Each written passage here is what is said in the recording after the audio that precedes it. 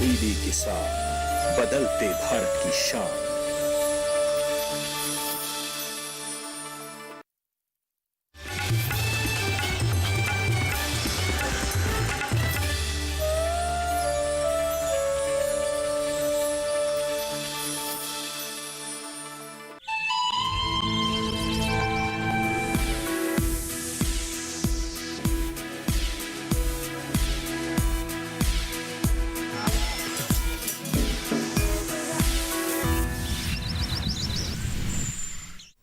नमस्कार, आप देख रहे हैं दूरदर्शन किसान। हमारे खास कार्यक्रम कृषि परिक्रमा में आप सभी का स्वागत है। मैं हूं ज्योत्सना टंडन।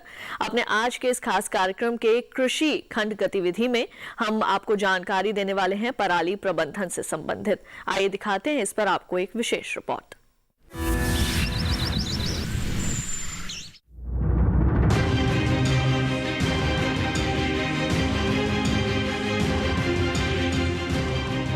खेतों में फसल अवशेष जलाकर नष्ट करने से वातावरण में प्रदूषण बढ़ता है। ऐसा करने से जमीन का कटाव बढ़ता है और सांस की बीमारियां बढ़ती है। कुछ समय पहले तक किसान पारंपरिक तरीके से खेती किया करते थे। इसमें पशुओं का भी एक खास योगदान था, क्योंकि पशुओं के लिए चारा चाहिए होता था। उस समय गेहूं और धान के अवशेष चारे के रूप में उपयोग होते थे। लेकिन मौजूदा दौर में खेती किसानी में कृषि मशीनों का चलन बढ़ा है। नए नए हार्वेस्टर, रीपर जैसी फसल काटने की मशीनें चलन में आ गई हैं। ये मशीनें फसल में फल वाले ऊपरी हिस्से को काट देती है और बाकी नीचे फसल का पूरा तना बच जाता है, जिसे फसल अवशेष मानकर अक्सर किसान जला देते हैं। साल में 2 बार फसल अवशेषों को जलाया जाता है। गेहूं और धान दोनों ही बम्पर पैदावार वाली फसलें हैं। अप्रैल में गेहूं की फसल तो सितंबर अक्टूबर में धान की फसल तैयार हो जाती है और इसी दौरान फसल अवशेषों को जलाया जाता है। धान की फसल कटने के बाद तुरंत गेहूं की फसल भी बोनी होती है और इसलिए अगली फसल बोने के लिए खेत भी तैयार चाहिए। हालांकि पराली को खेत में जोतकर गलाने के बाद बेहतर खाद बनाई जा सकती है। फसल अवशेषों को जलाने से वायु प्रदूषण वातावरण की निचली सतह पर इकट्ठा होता है, जिसका सीधा प्रभाव लोगों पर होता है। प्रदूषण हवा द्वारा दूर दूर तक फैल जाता है। ये प्रदूषण ग्रीन हाउस गैस उत्पादन करके मौसम में बदलाव का कारण बनता है। इतना ही नहीं, फसल अवशेष जलाने से वातावरण में खतरनाक रसायन घुल जाते हैं। फसल अवशेष जलाने से स्वास्थ्य पर भी बुरा प्रभाव पड़ता है। थायराइड हार्मोन स्तर में बदलाव होता है। गर्भावस्था के दौरान बच्चे के दिमागी स्तर पर बुरा प्रभाव पड़ता है। साथ ही रोग प्रतिरोधक क्षमता भी घट जाती है।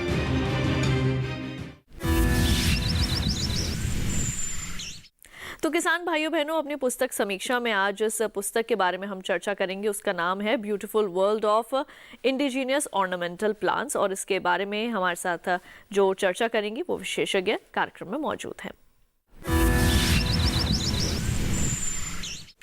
तो पुस्तक चर्चा में आज हमारे साथ मौजूद हैं डॉक्टर अरुणा टी कुमार जी, जो कि पूर्व संपादक रही हैं ICAR की। आपका बहुत बहुत स्वागत है हमारे कार्यक्रम में। और आज हम बेहद ही खूबसूरत दिखने वाली पुस्तकों पर डॉक्टर अरुणा से चर्चा करेंगे। सबसे पहले शुरुआत करते हैं एक बहुत ही अच्छी जो पुस्तक है दिखने में, उसका नाम है beautiful world of indigenous ornamental plants. तो डॉक्टर अरुणा, सबसे पहले तो मैं आपसे यही जानना चाहूंगी, इतनी खूबसूरत है ये किताब दिखने के अंदर, लेकिन इस किताब को किसने लिखा है, इसका मुख्य उद्देश्य क्या है और लेखक ने कौन कौन से ऐसे मुख्य बिंदु हैं जिसको उभारा गया है इस पुस्तक में? हमारी ये पुस्तक इंडियन हॉर्टिकल्चर, जिसमें हमने इंडिजिनस ऑर्नामेंटल प्लांट्स के बारे में जानकारी देने की कोशिश की है। और इस कोशिश में हमने पूरे हिंदुस्तान भर से आर्टिकल्स को कलेक्ट किया। जो वहाँ पर काम करने वाले मुख्य हमारे वैज्ञानिक थे, उन सब से हमने कहा कि आपके क्षेत्र में जो भी प्रसिद्ध पुष्प हैं या इस तरीके के प्लांट्स हैं जिनको कि आप बताना चाहते हैं, और ये उसके ऊपर आप हमें लेख लिख करके दीजिए, और उसका परिणाम है ये पुस्तक। और इस पुस्तक में हमने पूरे हिंदुस्तान से, उसमें हमारा पूरा पूर्वी घाट, पश्चिमी घाट, हमारा नॉर्थ ईस्ट, हमारा अंडमान निकोबार और राजस्थान, हर जगह में जो भी हमारे खूबसूरत फूल थे उन सब के बारे में हमने बात करने की कोशिश की है। दरअसल इसके पीछे एक ये वजह थी कि मुझे ये लगता था कि हमारे भारतीय पुष्प जिनमें इतनी खुशबू है, लेकिन उनके बारे में सूचना और एक जिसको ये कहा जा सके कि ये ऑथेंटिक इंफॉर्मेशन अवेलेबल नहीं थी हमारे वैज्ञानिक पत्रों में। तो उसका परिणाम है ये पत्रिका। और इसमें हमने ये भी कोशिश किया कि जो इस तरह के क्षेत्र हैं जहाँ पर लोकल डाइवर्सिटी को, जो तरह तरह के फूल हैं उनको इकट्ठा करके और उनको आगे बढ़ाया जा सके, ऐसे जो कुछ गार्डन्स हैं उनके बारे में भी हमने इसमें सूचना देने की कोशिश की है। जी, मैं ये जानना चाहूंगी कि इस पत्रिका को जो है वो किसने लिखा है, और जो हमारे किसान इस वक्त ये कार्यक्रम देख रहे हैं, अगर चाहे इस पत्रिका को लेना तो कहाँ से प्राप्त कर सकते हैं? इसमें इस पत्रिका को लिखने वाले पूरे हिंदुस्तान भर से, जैसा मैंने आपको बताया, जो हमारे मुख्य वैज्ञानिक जगह जगह पर काम कर रहे थे, उन्होंने इस बारे में हमें सूचनाएं प्रदान की, और उसी को हमने एकत्रित करके इस पुस्तक को बनाया है। और कुछ जैसे हमारे नौजवान साथी हैं जो फ्लावर ऑफ वैली जैसी जगह, जो बहुत लंबाई चौड़ाई में फैली हुई है, उसमें उन्होंने पूरा ट्रैवल किया, पूरा ट्रैवल करके पूरा उसका भी मैप हमने दिया है। कितनी खूबसूरत ये जगह है, इसको इस जगह से, इस एक फोटोग्राफ से देखा जा सकता है। इसके बाद हमने ये भी कोशिश की कि पूरी हर वहाँ पर कौन कौन से फूल अवेलेबल हैं, वो कैसे दिखाई देते हैं, उनका साइंटिफिक नेम क्या है, वो सब कुछ हमने इसमें देने की कोशिश की है। जो भी रूरल टूरिज्म या एडवेंचरस ट्रैकिंग पर जाना चाहते हैं, उनके लिए इससे खूबसूरत जगह नहीं हो सकती। और हमारे किसान इस तरीके की चीज़ें अपने यहाँ उगा कर के भी इस तरह का रूरल टूरिज्म में सहयोग दे सकते हैं। ये हमारा विचार था इस चीज़ को लाने के लिए। और इसके अलावा आपके यहाँ जो भी चीज़ें हो रही हैं, वो चाहे आपके जैसे हमारे पास फर्न्स हैं, हमारे पास फ्लावर्स हैं, तरह तरह के, पूरे हिंदुस्तान भर से इस तरह के फ्लावर्स हमने इकट्ठे किए, फोटोग्राफ्स, उनके ऊपर सूचनाएं, अभिलेख हमने इसमें इकट्ठे किए हैं। और इनकी खेती कैसे की जा सकती है, इनका बेचने के लिए क्या मार्केट हो सकता है, उस सारे में भी हमने इनकी इस पुस्तक में इस चीज़ की सूचना देने की कोशिश की है। ये इंग्लिश में अवश्य हैं, लेकिन ये हमारे ICAR के वेबसाइट पर फ्रीली अवेलेबल हैं। तो जो भी किसान भाई इनको देखना चाहते हैं, वो अपने किसी भी नौजवान बच्चे से या छोटे बच्चे से, जो भी फेसबुक के बारे में थोड़ा जानता है, वो वहां से इसको फ्री डाउनलोड करा सकते हैं, और अपने पास के KVK के साइंटिस्ट से संपर्क करके उनसे पूछ सकते हैं कि इनमें से कौन सा उनके क्षेत्र के लिए उपयोगी है और उसको कैसे वो उगा सकते हैं। बिल्कुल।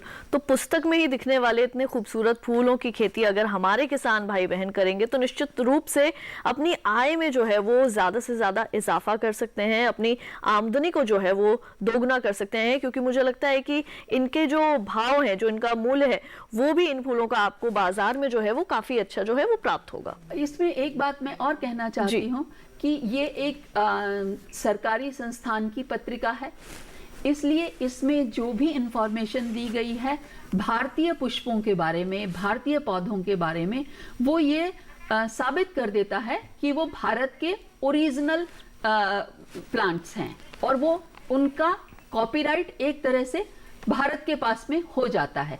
तो इस पुस्तक को लाने का एक विचार ये भी था कि डॉक्यूमेंटेशन हो जाए कि हमारे हिंदुस्तान में ये सब चीजें मिलती हैं और हम इसके मालिक हैं। मतलब मालिक हमारे जो किसान भाई हैं वो इसके प्रणेता हैं और उनका अधिकार प्रथम है इस चीज को दुनिया भर में फैलाने और इससे फायदा उठाने का। बिल्कुल।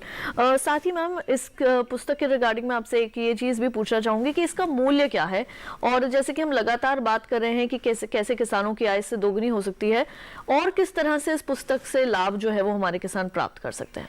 इसमें ये केवल 30 रुपए की पत्रिका है, ये यहाँ पर दाम है। और हमारे भारतीय कृषि अनुसंधान परिषद के जो हमारे बिजनेस मैनेजर हैं उनसे आप या तो एक पत्रिका अगर आप लेना चाहें तो 30 रुपए दे करके, या इसका सालाना एक सब्सक्रिप्शन होता है, वहां आप सब्सक्राइब कर सकते हैं।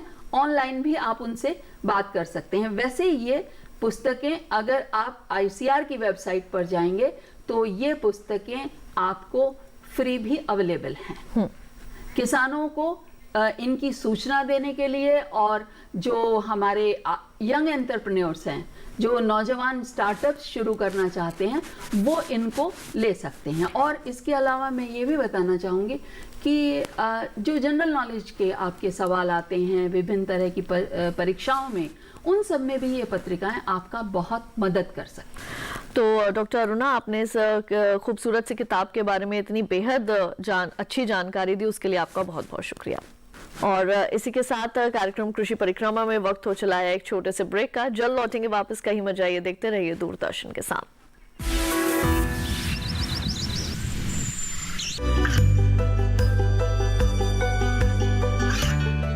गांवों और पिछड़े क्षेत्रों में सरकारी योजनाओं की जानकारी पहुंचा। देश में कौशल और क्षमता विकास कर ग्रामीणों को सामाजिक बदलाव और विकास से जोड़ने की दूरदर्शन किसान की पहल चौपाल चर्चा देखें सोमवार से शुक्रवार सुबह 9 बजे। बीमारियों से कैसे बचेगी फसल, मवेशियों की मुश्किलों का क्या है हल, कहां से लाएं बीज, कितनी लगेगी खाद, किसानों के हर फोन का विशेषज्ञ देंगे जवाब। देखिए हेलो किसान लाइव सोमवार से शुक्रवार शाम 6 बजे।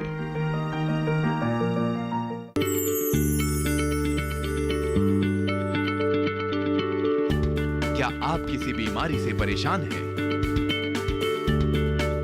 चाहते हैं डॉक्टर की सलाह? तो हम हैं आपके साथ, बताएंगे आपको जीने की राह। समस्याएं आपकी, समाधान देश के मशहूर विशेषज्ञों के। घर बैठे बात करें देश के जाने माने डॉक्टरों से।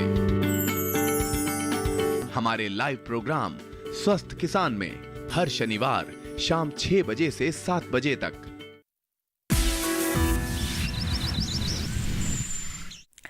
तो कृषि शिक्षा सेगमेंट में आज हम आपके लिए एक बहुत ही दिलचस्प भेंट वार्ता लेकर आए हैं। आज हम चर्चा करने वाले हैं कृषि शिक्षा के बदलते स्वरूप के बारे में। तो कृषि शिक्षा के बारे में आज हमें ज्यादा जानकारी देने के लिए हमारे साथ मौजूद हैं डॉक्टर राजबीर सिंह नागर जी। डॉक्टर नागर, आपका बहुत बहुत स्वागत है कार्यक्रम कृषि परिक्रमा में। और आज का जो हमारा विषय है, आज हम बात करने वाले हैं कृषि शिक्षा के बदलते स्वरूप के बारे में। तो सबसे पहले तो मेरा सवाल आपसे यही रहेगा कि कृषि ये बदलते स्वरूप में जो कृषि शिक्षा है वो कैसे आगे बढ़ रही है? कृषि शिक्षा हमारे देश के लिए बहुत ही उपयोगी है, कारण कि हमारा देश एक कृषि प्रधान देश है। पहले जो ट्रेडिशनल यूनिवर्सिटीज थी उन्हीं के माध्यम से कृषि शिक्षा का प्रावधान था और 1947 में केवल 17 कॉलेजेस थे, जिनमें 5 पुराने कॉलेज भी थे, जिनमें एक नागपुर में था, एक कानपुर में था, एक पूसा समस्तीपुर में था। और इस तरह से ये पुराने कॉलेज के माध्यम से केवल 1500 लोगों को उसमें 1500 की इंटेक कैपेसिटी थी उनकी सब मिला के। लेकिन फिर एक डॉक्टर राधाकृष्णन कमीशन बना और उसने रूरल यूनिवर्सिटीज़ की संस्तुति की और उसके आधार पर 1960 में पहली लैंड ग्रांट पैटर्न पे state agriculture university I Pantnagar में। वो पहली स्टेट एग्रीकल्चर यूनिवर्सिटी थी।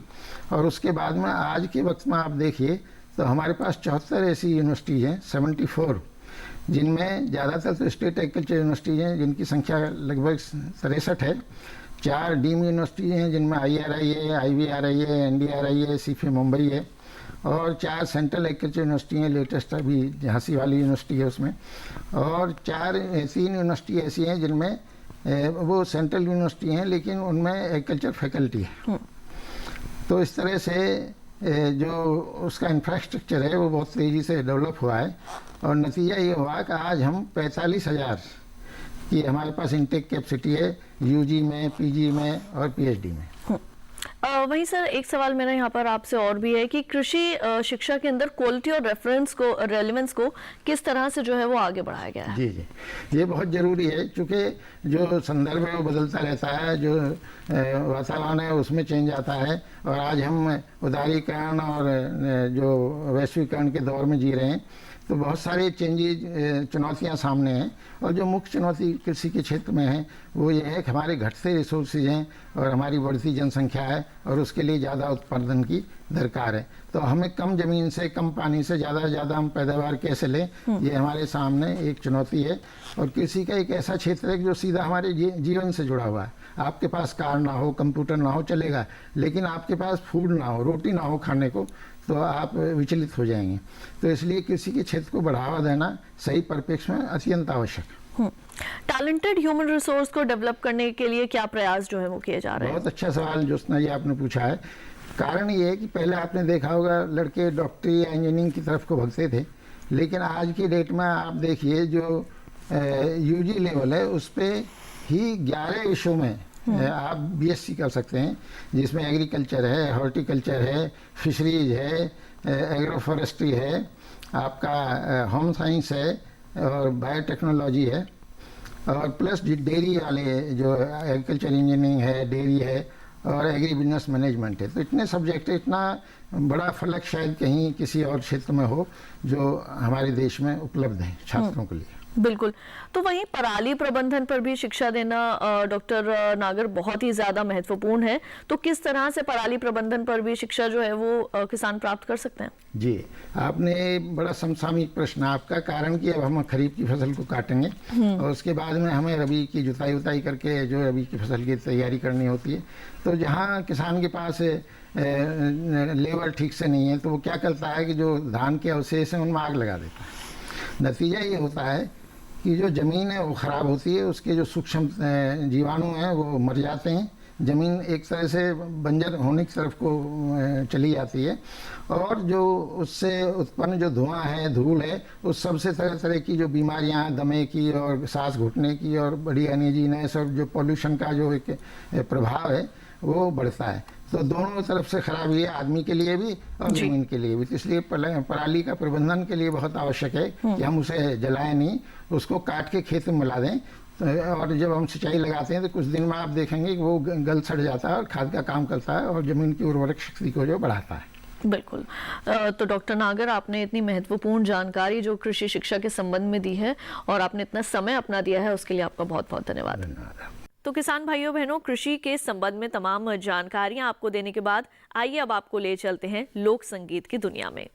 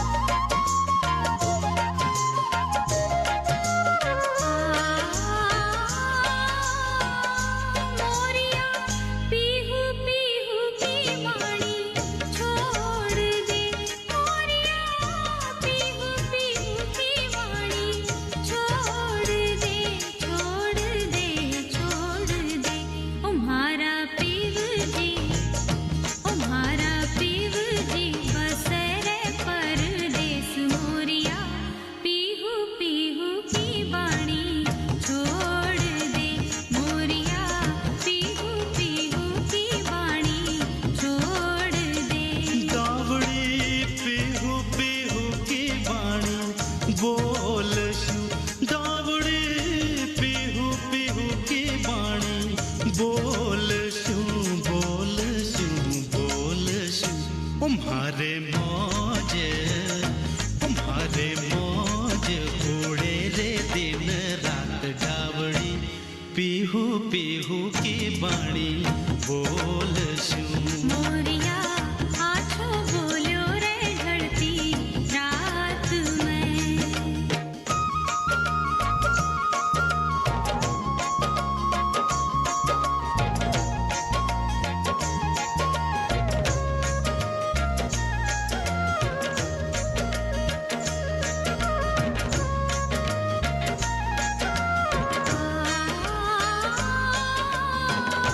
मोरिया थारे बागा में काई काई नीप जे मोरिया थारे बागा में काई काई नीप जे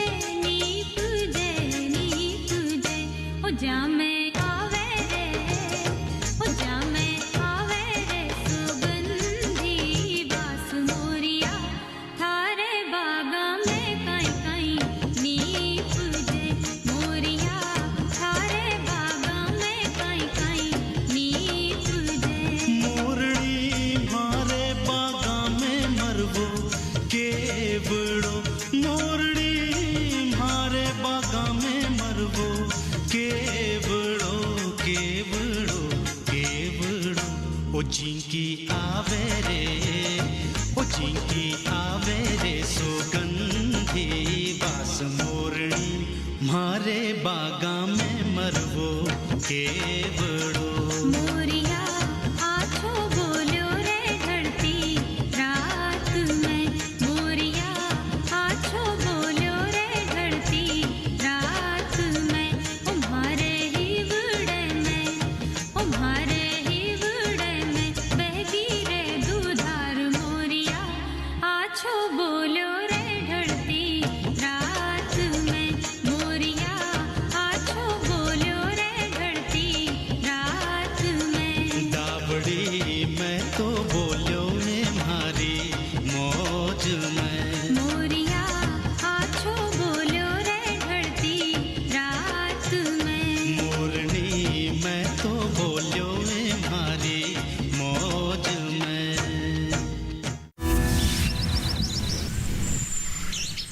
तो किसान भाइयों बहनों, हम उम्मीद करेंगे कि कार्यक्रम में दी गई जानकारियों से आप सभी को जरूर लाभ मिलेगा। आज के लिए केवल इतना ही। मुझे दीजिए इजाजत। आप देखते रहिए दूरदर्शन किसान। नमस्कार।